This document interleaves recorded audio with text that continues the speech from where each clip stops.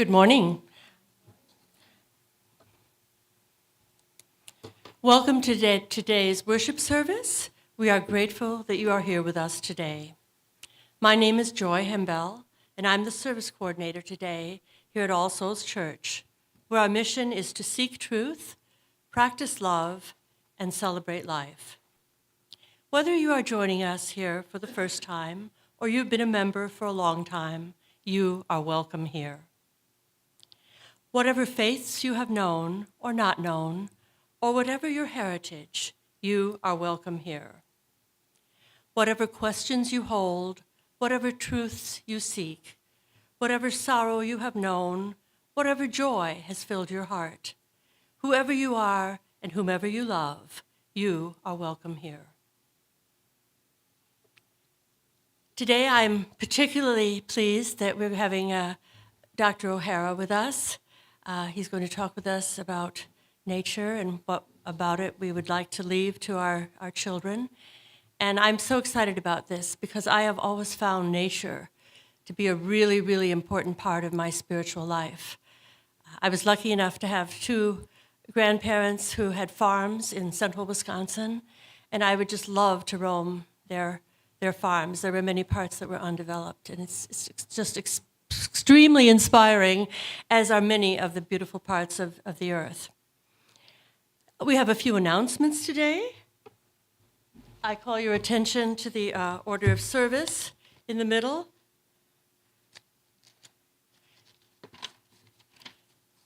The middle section mentions several things that are going on that are very exciting. I won't waste your time reading them to you, but I do want to call your attention to that middle section. Are there any other announcements that someone would like to make? Yes? We're going to have Josh Crowley out at Helping Hands March 7th at 9:30 in the morning. Oh, He's a musician. okay. See if you can get that to Terry Lang so he can put it in the next e-blast. Okay. All right. Thank you. Yes, Janet.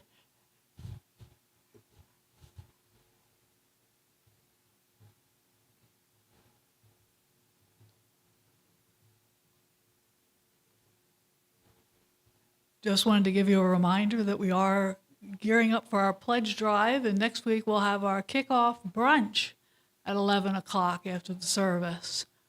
So do come hungry for brunch, and we'll talk about the pledge campaign and hopefully get all your cards and brochures and things out to you so you'll be ready to decide what your giving will be for next year. I thank you. And Scott, did you have anything you wanted to say about I'm In? Scott will be our I'm In speaker for today.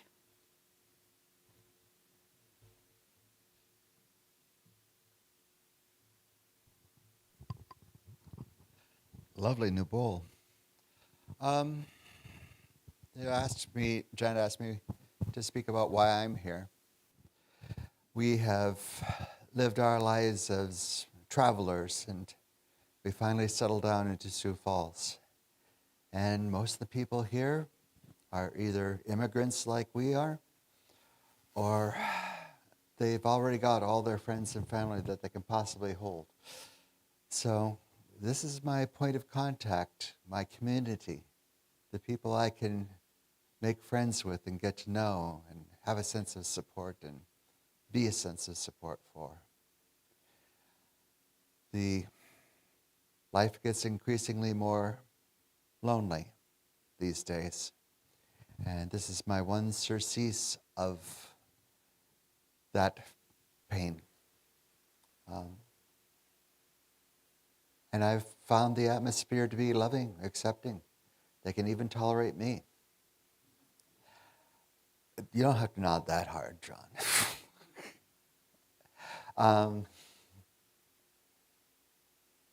And that's important, being able to find a niche that you can comfortably fill or be a part of.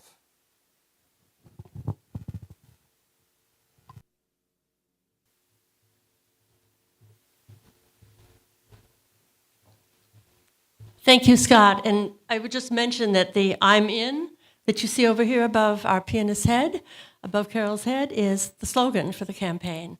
And we generally want to keep you informed of that. Are there any other announcements?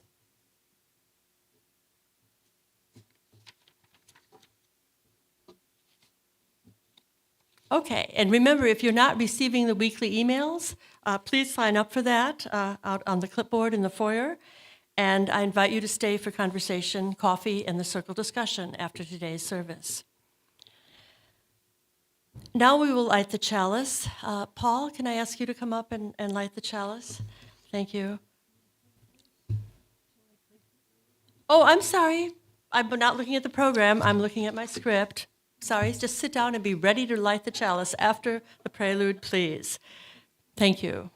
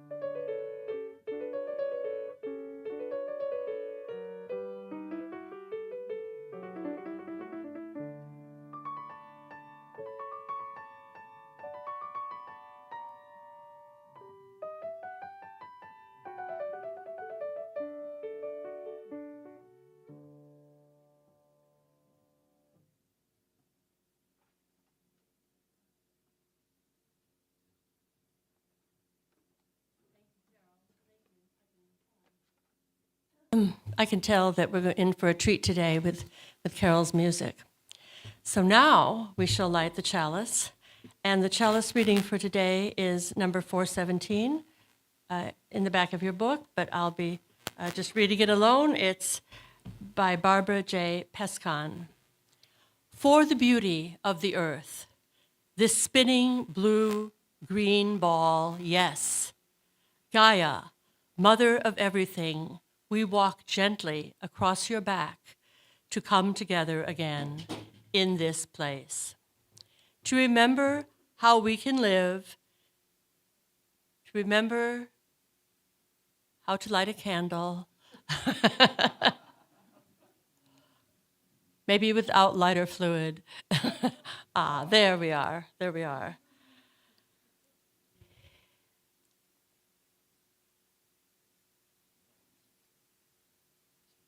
Thank you, Scott. Thank you, Paul.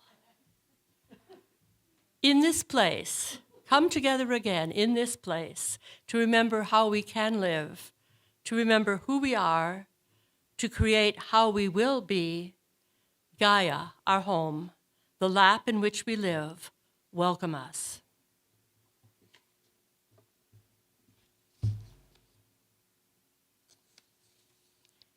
Our opening song is We Sing, number 44 in the Gray Hymnal.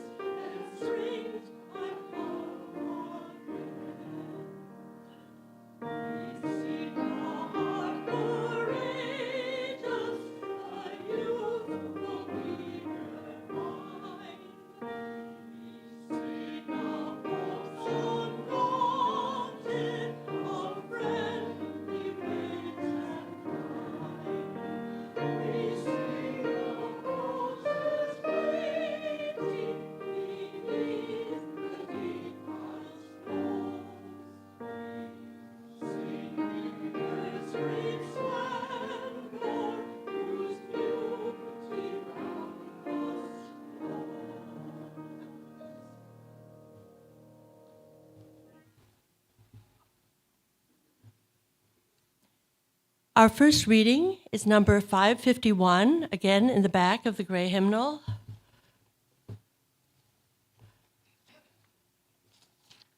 This is a responsive reading,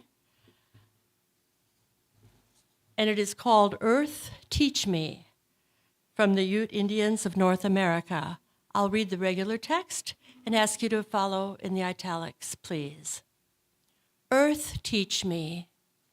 Earth, teach me stillness as the grasses are stilled with light.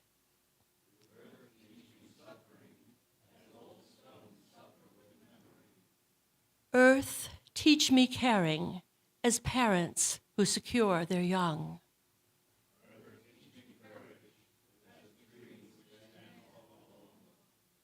Earth, teach me limitation as the ant which crawls on the ground.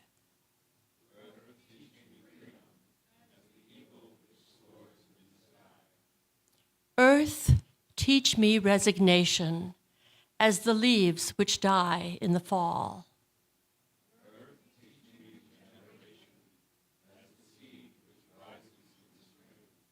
Earth, teach me to forget myself as melted snow forgets its life.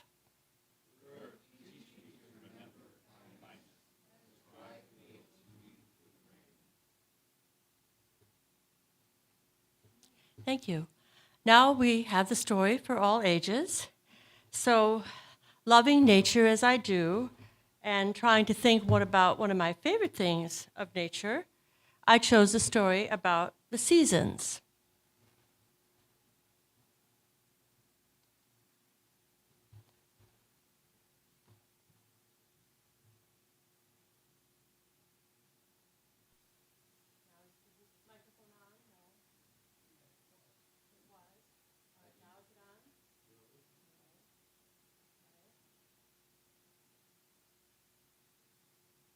Now is it on? Yes. Okay. So, do I have any children that would like to come up to get a closer look at the storybook? Nobody's game. Okay. Then I'll just read it and try to show the pictures. Oh, well, all right. You can sit here. You can help me. All right. So, as I said before, growing up on I had two grandparents, very lucky, beautiful, beautiful farms in central Wisconsin. And I would just love to go out and walk and roam. And of course, even today, my husband and I, Paul, we love to go walk at Arrowhead Park near our apartment here in Sioux Falls. And one thing you notice when you walk out in nature is how it changes. And it often changes, at least here in the hemisphere where we live, into seasons. So we have distinct seasons. And my favorite season is spring. This year we were lucky enough to have 3 springs. We spent our first spring in France in February and March. We had daffodils already. And then we went to Virginia to my daughter's house, and we had daffodils. And now we're here, and we're getting our first daffodils, so we're very excited. This book is called What Makes the Seasons?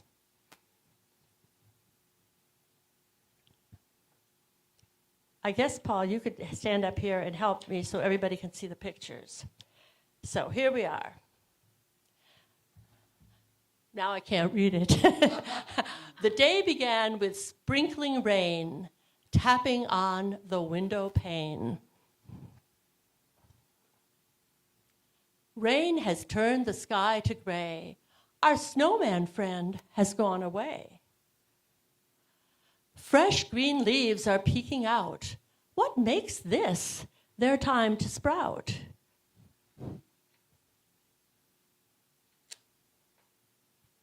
Spring's mild weather wakes the seeds, bringing showers each seed needs.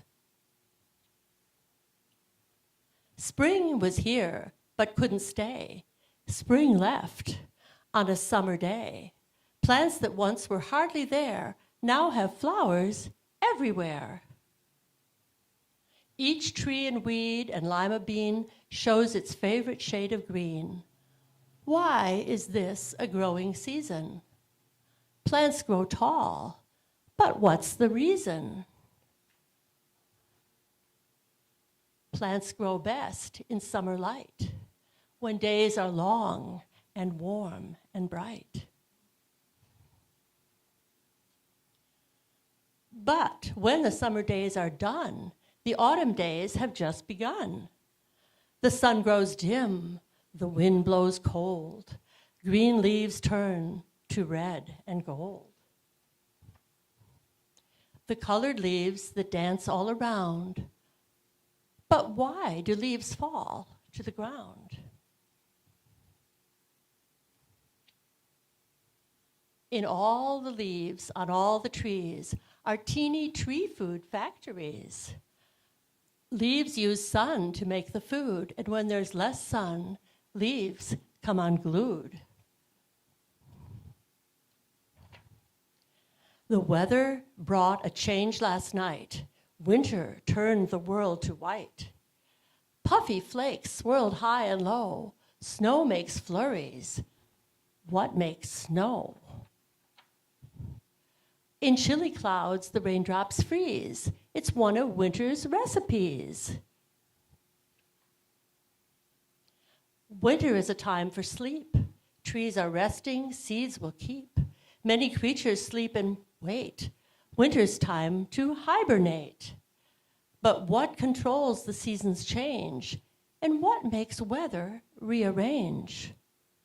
Of course, there are many factors, but Earth's yearly trip around the sun affects the seasons one by one. In summer, when the days are long, the sun shines down, both hot and strong, while winter has the shortest days, less time for Earth to get warm rays. But when you have a winter day, it's a summer half the world away. If summer blossoms open wide, it's winter on Earth's other side. Seasons change 4 times a year. When each one ends, the next one's here. Enjoying changes one by one makes the seasons so much fun.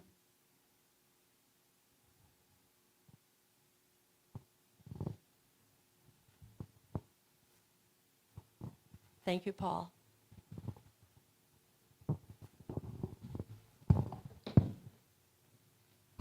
Okay, now we will sing the children out. Number 413 is in your program. Go now in peace. Go now in peace, go now in peace. May the spirit of love surround you everywhere, everywhere you may go.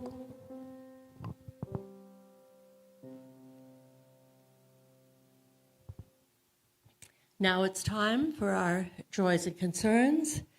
Here we have found it helpful to share the ups and downs of our lives by the practice of taking a stone from the bowl, warming it with our hand, saying our name, and then if you want, you could share your joy and concern verbally, or you can just think it and then put it in the bowl so the waters of the world can ripple out and your joys and concerns can ripple out into the greater world.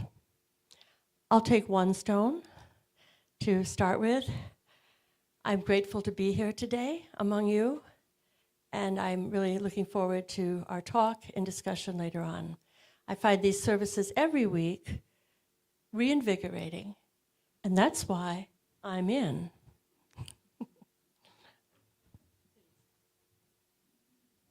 Gary is coming up, okay? If you want to come up to the front so you're ready when everybody finishes, we can just have everybody get a chance. Here you are, Gary.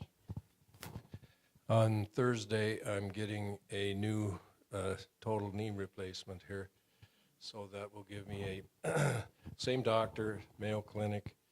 Hopefully I'll have it done in the morning and I'll be back here later that day, back home in Sioux Falls. I'll have a match set of Johnson & Johnson knees. Hoping all goes well. Yes, best wishes. Marcia?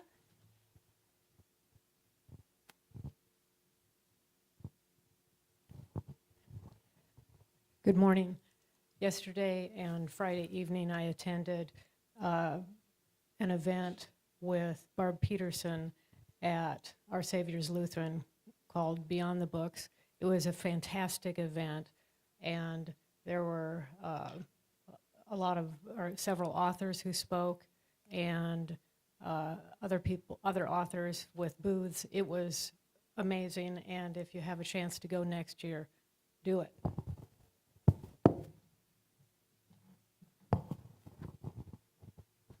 Are there others? Okay.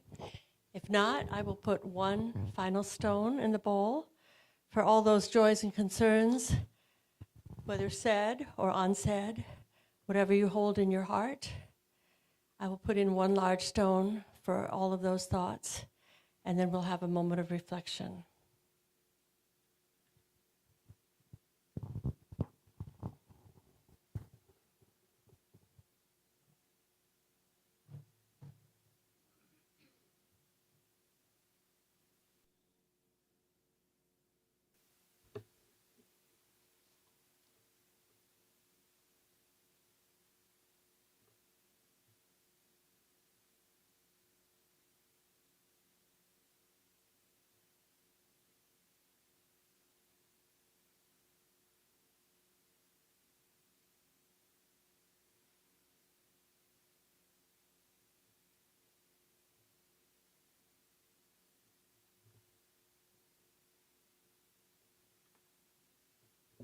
Thank you. Our second reading is number 550, again in the back of the hymnal.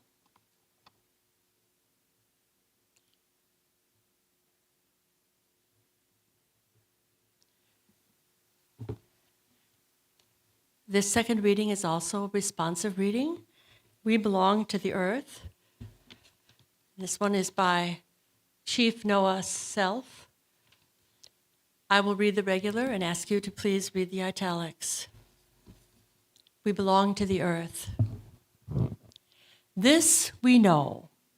The earth does not belong to us. We belong to the earth.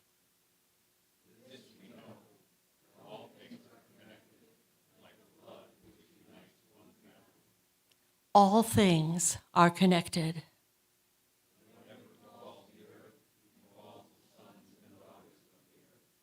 We did not weave the web of life. We are merely a strand in it.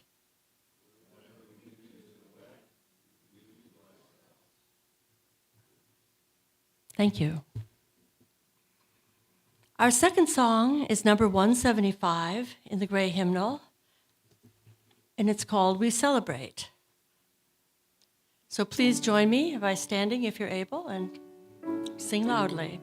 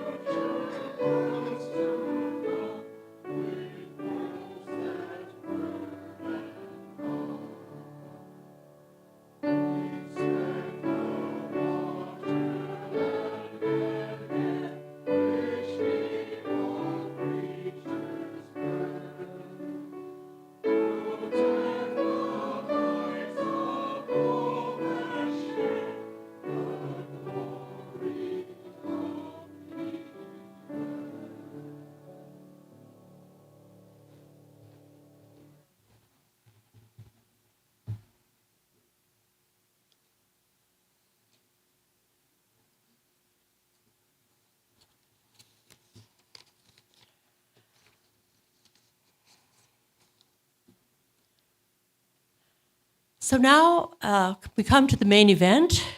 I have the pleasure of introducing to you our speaker for today, Dr. David O'Hara of Augustana University, and he's going to speak on the nature and the transfer of generational wealth.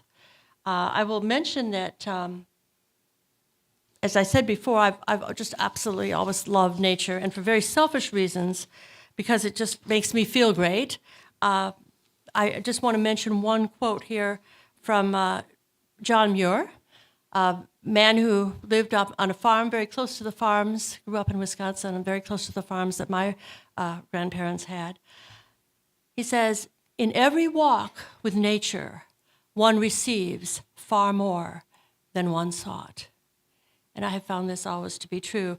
Dr. O'Hara has recently come from giving a live TED Talk here in Sioux Falls last week, and we will let you know at our eBlessed how best to listen to that TED Talk whenever we have that information. So without further ado, Dr. O'Hara.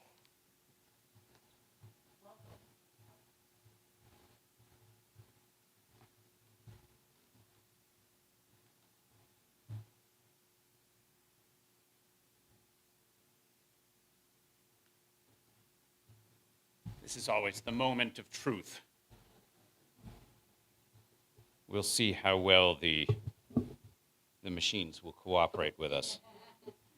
Ooh, and hopefully not slide off the lectern here. And if they don't cooperate well, there's life. Nature is wonderful. The TEDx talk that Joy just mentioned will be available in about a month or two. The TED people take time to edit it, hopefully to take out any gaffes or errors that I made, and then to put that up on their YouTube channel. So perhaps that's better. So I will make sure that you know when it's available. I did think about offering you that TED talk here this morning as well, partly because it fits the time limit that was set for me, also because I enjoyed giving it, but I wound up giving a very similar talk at Augustana then the next day, on Friday, and two people who had been at the TED Talk came, and as they walked in and I saw them, I said, "Oh dear, you poor fellows, you should probably go to another talk at the Dakota Conference." And they said, no, we really liked hearing about the freshwater bivalve sex that you were talking about, so we'd like to hear about it again. So who knows, maybe you'll enjoy it as well. I wanted to talk to you about, there won't be many words on the slides, don't worry.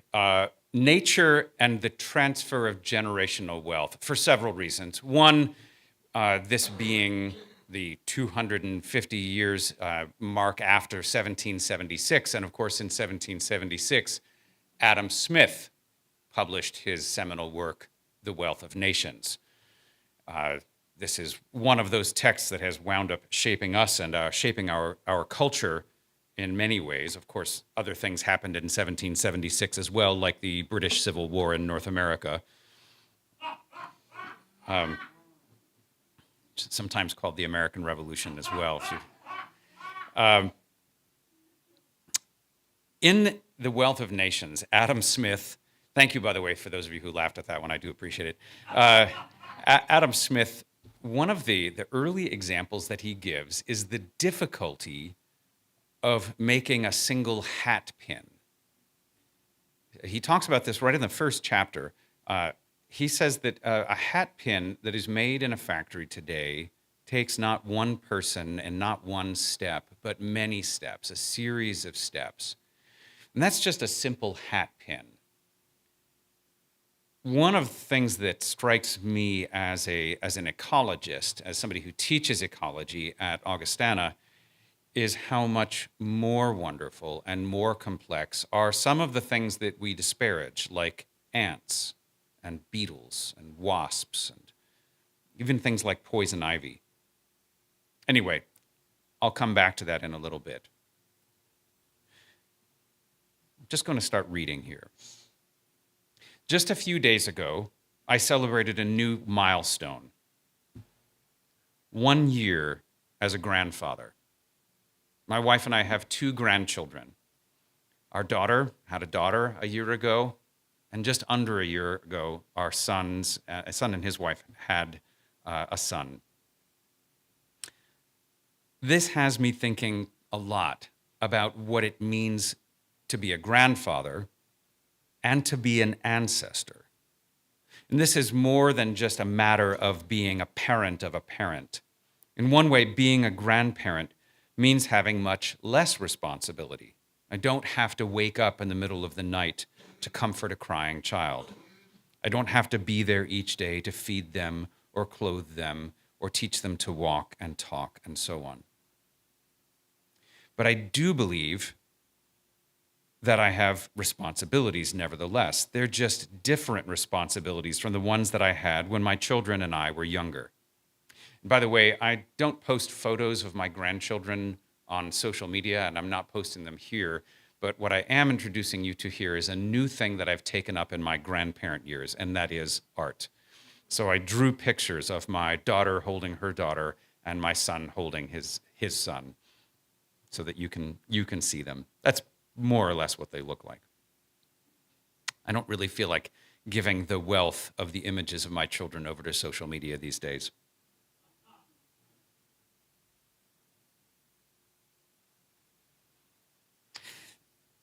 These responsibilities that I feel as a grandfather, they're different and they're also harder to determine. When you're a parent of a young child, the child announces most of their needs loudly, clearly, and immediately. And it's easy to know when you must act on their behalf. And it's usually easy enough to know how you must act. You can tell that they have a few basic needs.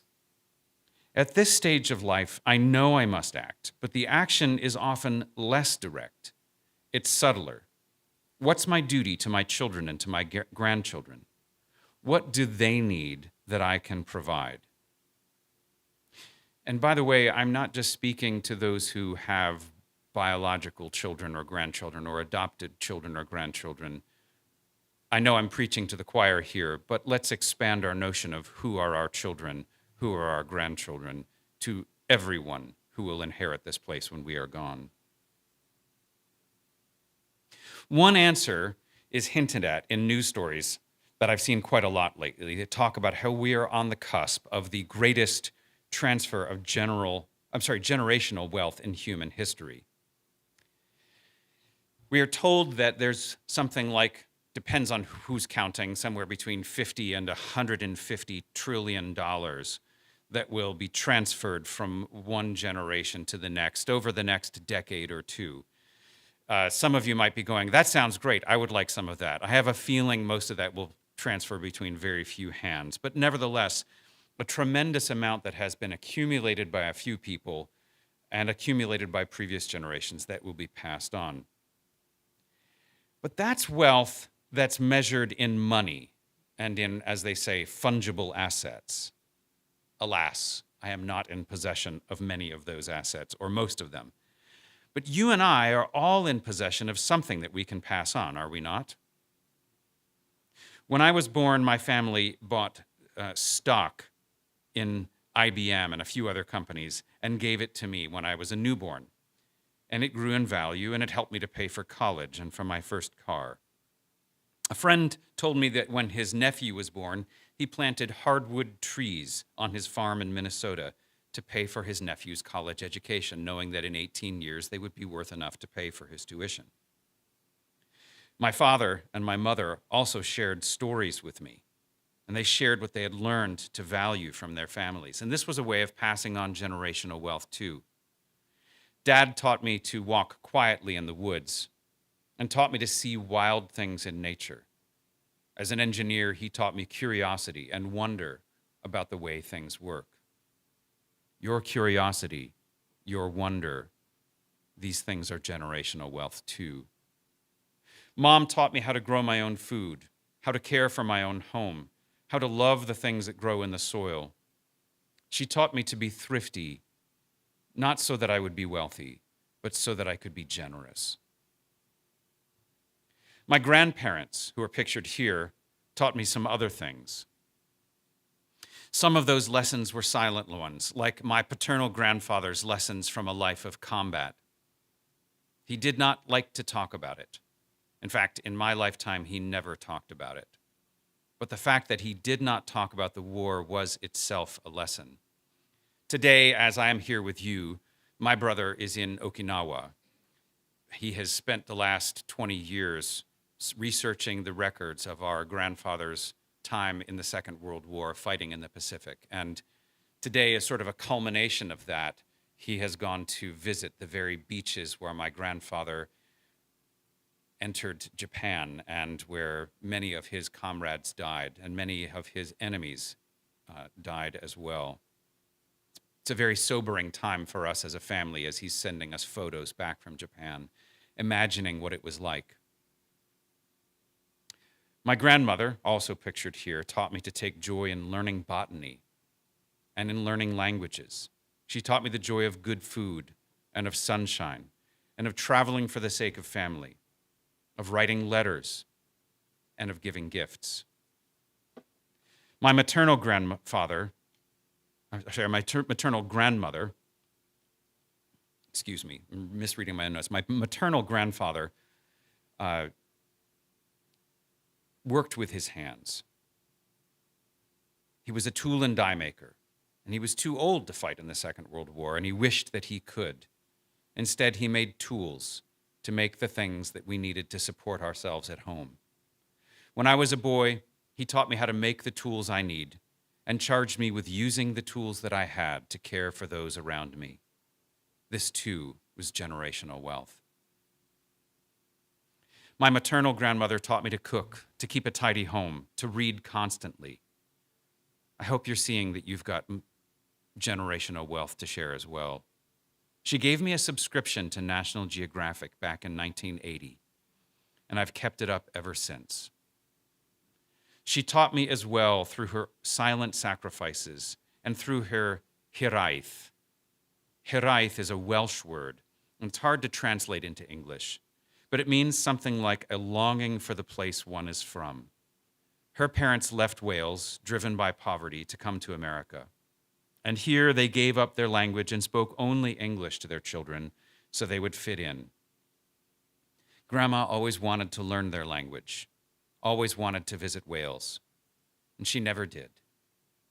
When I was in college studying abroad and when Grandma was too old to travel, I visited Wales and picked up a large flat stone, probably illegal, but I did it anyway, and put it in my backpack. And when my mother came to visit me in Spain, where I was studying, I gave it to her with instructions, which she carried out. Bring the stone to Grandma, and while she's sitting in her chair at home, place it under her feet, so that just once at least, she can say that she stood on Welsh soil. Recently, I've been writing books for my grandchildren, handwritten books. Each one gets their own book. There's just so much to pass on. I'm writing down these family stories that I'm sharing with you, and I also sketch and paint in the books, like these animals that I've seen here in South Dakota.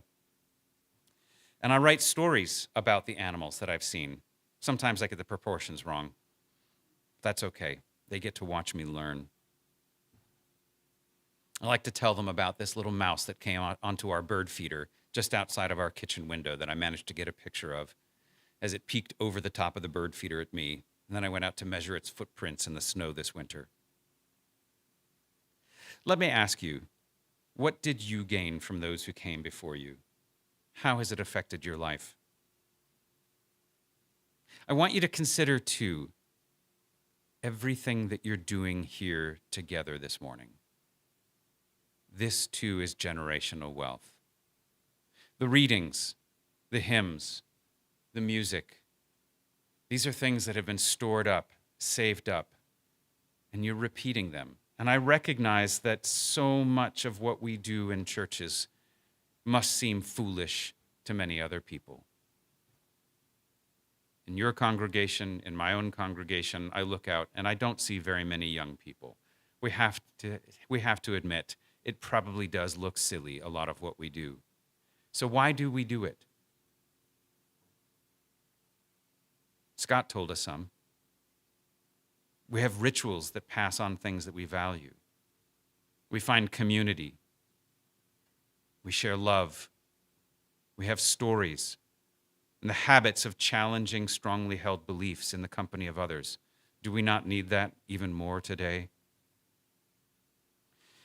We have the habits of rituals connected to our beliefs, because so often those rituals are worth far more than the rules that will always threaten to take their place. Earlier, I said that we're about to transfer the largest sum of money from one generation to another that's ever been transferred. I think we're also about to transfer a planet to a younger generation. The hymns, which I think were very well chosen this morning, talk about this. The world's population has never been this big before. And I've got a couple of images up here on the screen. I do not expect you to be able to say a single word there. What I would ask you to consider is the colors. On the left side, 2009, 2015, 2023, 2025. This is put together by the Stockholm Resilience Institute. In the center, you have green. And you have 9 different things that are measured. Things like how well are we using our energy, our water, taking care of our air, biodiversity. In other words, how well are we caring for the planet? This is sometimes referred to as our planetary boundaries. And in 2009, we had transgressed 3 of the 9. The green means good, the red means bad. In 2015, 5 of the 9. And by 2025, nearly everyone. Already 60 years ago, Rachel Carson was writing about the loss of insects and the bioaccumulation of toxins in the birds that were eating those insects. And of course, the result in her book, Silent Spring, where the birds were not singing. She was talking about the transformation of synthetic toxins into even more potent carcinogens that enter our waterways, and the lies that were told about how everything was safe. She wrote back then in the early 1960s how for the first time in human history, every single member of our planet had been affected by chemicals synthesized by our species. And don't get me wrong, a lot of good has come along. We've gained so much in terms of technology, medicine, opportunity. I mean, being able to spend part of your year in France, that's pretty good, right? But we've also lost a lot. Biodiversity in every single clade of life. We've lost integrity in every single ecosystem on the planet. I am not ready to give up hope, but it is plain that things have gotten worse in many ways, even as they have gotten better in others. Our gains have not been without some cost. This past week was also the anniversary of the birth of Immanuel Kant, the German philosopher who wrote in the late 1700s and early 1800s. And he raised three really important questions about hope and responsibility. What can I know? What must I do? What may I reasonably hope for? These are related questions because we can't be expected to do something we don't know about or to know something that we can't hope for and so on. And Kant also wrote that each of us will always find it easy to remain in a youthful state, never to become enlightened, never to grow up into mature responsibility, never to dare to know, never to challenge those old beliefs. And it's always going to be easier for us to let others tell us what we should do, what we may know, what we may hope for.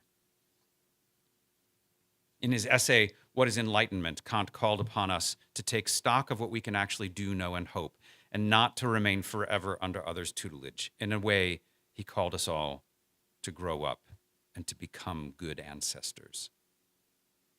I find at this stage in my career and at this stage of my life as a member of a family, I'm being called to new things. I cannot for much longer pretend not to be the elder. I must act, thanks Dad for still being around, I must act not as someone who is waiting for someone else to act. I must act in a way that leads with love and care. This then brings me to generational wealth. I would love to leave my children great big buckets of money. Don't get me wrong. And I'd love to leave them power to safeguard all that against other people. I admit it. There's a part of me that is super selfish, that just wants my children, my grandchildren to thrive, and feels the competition. But I don't think that this is something that I can reasonably hope for, and I do not think that this is what I must do. What I can ask is, what about this world I've inherited? What am I going to do to pass on the wealth that has been given to me? In that TED talk that I gave last week, I pointed out that we often ask the wrong questions. One of those questions is, I was talking about freshwater mussels. Can we eat it? We ask questions about our own appetites. Another one of those questions when I talk about freshwater mussels is, aren't they dangerous? We talk about our fears. The answer, by the way, and I'll just inject a little humor here, as an ecologist, if anyone asks me, can you eat it? The answer is, that's always the wrong question. The right question is, can you eat it twice? You can eat anything once. Arsenic, uranium, you can eat them once. Don't do it. But we ask these questions about what we think will satisfy our appetites or what we fear. Even that butterfly that I put up at the beginning is one of the butterflies that we cherish. But there are butterflies here in South Dakota smaller than my thumbnail. And they're gray. And you won't notice them unless you know to look for them. It's too easy for us to overlook the small lives around us. It's too easy for us to ignore the indigenous, to fail to notice them simply because they don't satisfy our appetites or because we are afraid of them. Now look, it's easy to lament, and I do not want to dwell on lamentation. Instead, I want to tell you some good news and encourage you to do some more good things. I bothered to put up my title up there, and not the title of professor, but on that first slide, the title of Canon of Creation Care. The Episcopal Diocese of South Dakota just did something that I'm really happy about, and they named me the inaugural Canon of Creation Care. Canon means assistant to the bishop. The bishop wanted help caring for creation. And in fact, the entire Episcopal Church has done this and set aside eco-regions where we are working across dioceses, across the traditional structures, to care for the grasslands, to care for the insects, to care for the things that are not particularly useful. to care for all the little beautiful things around us.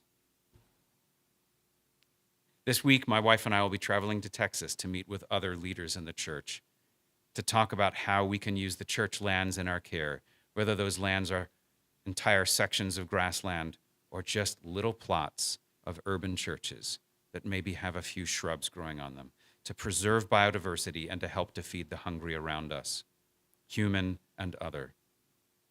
The small things matter, friends. We have 30 different species of freshwater mussels in our rivers. But did you know that we have 70 different species of ladybugs? That image right there has 2 of them. One of them is very hard to see because it's so small that if I put it on the back of the other ladybug, it would barely cover one of the black spots. Did you know we have hundreds of species of native bees here in South Dakota? The honeybees are not native, but we've got hundreds of species of native bees here.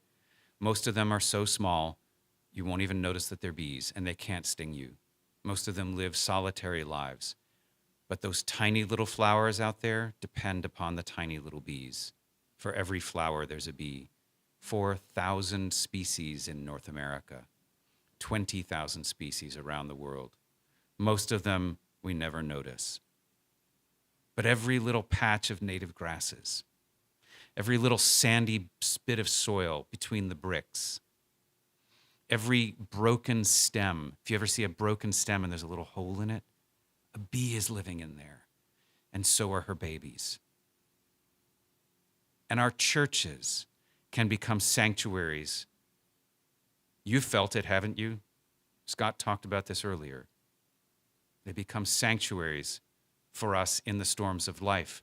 They also become sanctuaries for biodiversity, refuges for the small creatures with whom we share this marvelous place. Do you see the tiny little bee on that aster right there? That purple flower is about the size of my thumbnail as well. The little green bee on top of it is even smaller. It's called an agapostemon, which is Greek for I love flowers. Isn't it gorgeous? And here's 2 photos of butterflies out in the Black Hills at our church camp. One of them brightly colored and obviously lovely. And the other one in the hands of one of the Lakota children in our congregation, that little gray butterfly, so easy to miss. That little gray butterfly lives in harmony with so many other species. It's actually raised by ants. And when it opens its wings, when it's not hiding, it's got the most beautiful metallic blue color that shines like chrome. Let's care for the small things around us, friends. We have wealth of air and water and soil. We have wealth of species around us. And you might not feel wealthy. I think most of us don't. I think right now, lots of people in our community are feeling quite poor. Let me invite you to consider just one thing you might do. Get to know your neighbors. And another thing that you might do that will help with that. Talk to the human neighbors right around your congregation and ask them to help you to get to know the non-human neighbors right here on the church land. I would guess you've got hundreds, no, thousands of species living on this little plot of soil. Get to know them, get to know their names, welcome them, recognize them as neighbors, and then consider, how is the friendship, the love that we have for one another across species, generational wealth that we might share? As one ancient writer put it, let us spur one another on toward love and good deeds, and let us not neglect to show hospitality to strangers, for some of us in so doing have tended angels unawares. What great wealth you and I have to give, to steward, to share, and to pass on to those who will come after us. Thanks for listening. I look forward to hearing your questions afterwards.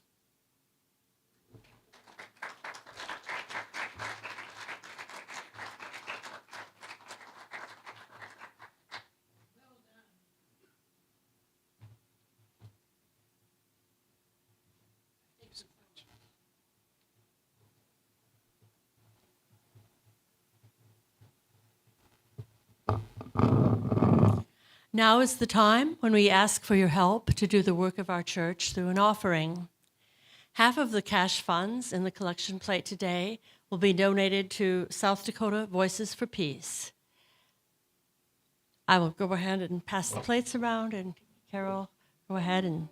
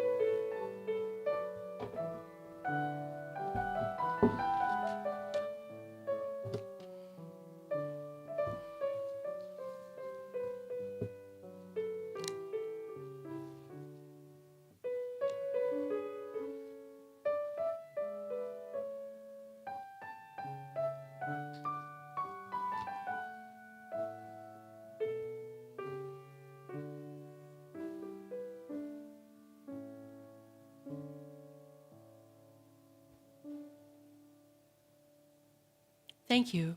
I invite you to join me in the words to receive the offering in your program. We give these gifts freely. We receive these gifts gratefully.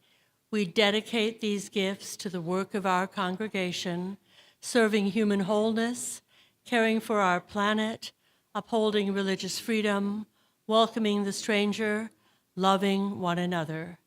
Now I'll ask you to join me in singing number 164, Blue Boat Home, in your teal hymnal.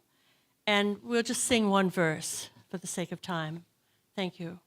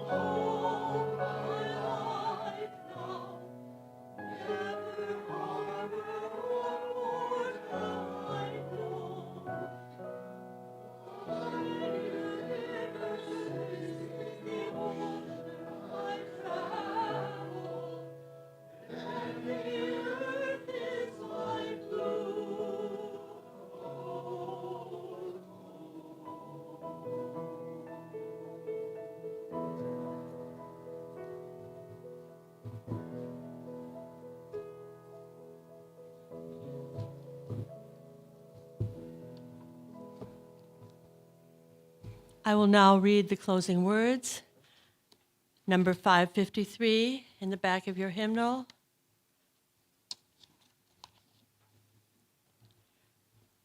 This is by Nancy Wood. Earth, cure me. Earth, receive my woe. Rock, strengthen me. Rock, receive my weakness. Rain, wash my sadness away. Rain, receive my doubt. Sun, make sweet my song. Sun, receive the anger from my heart. We will now extinguish the chalice, and please join with me the words to extinguish the chalice. The chalice is extinguished, but the light goes with us out into the world. After the postlude, I would invite you to join us for coffee down in Eliza's kitchen, and then in about 15 or 20 minutes, come back up here for the circle discussion. Hope to see you next week.